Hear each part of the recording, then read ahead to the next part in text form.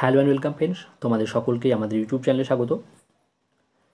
West Bengal পুলিশে যারা join করতে চাও বা চাকরি করছো তাদের জন্য অত্যন্ত খুশির খবর। চালু হতে চলেছে পশ্চিমবঙ্গ পুলিশে মিউচুয়াল ট্রান্সফার। যেমনটা আমরা দেখতে পাই সরকারি স্কুলের শিক্ষক শিক্ষিকাদের ক্ষেত্রে, এবার পুলিশেও মিউচুয়াল ট্রান্সফার চালু হওয়ার সম্ভাবনা রয়েছে। পুলিশ ওয়েলফেয়ার বোর্ডের পক্ষ থেকে এই বিষয়টি রাজ্য সরকারের দৃষ্টি আকর্ষণ করা হয়েছে।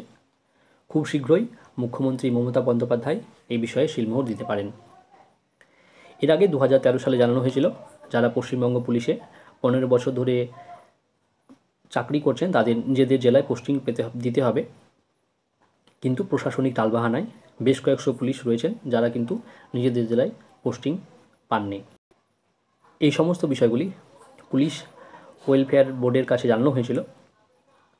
আগামী 10ই ডিসেম্বর কলকাতা পুলিশের সেন্ট্রাল ওয়েলফেয়ার বোর্ডের উদ্যোগে আলিপুর বডিগার্ড লাইনে পুলিশের একটি বিশেষ সভা হবে।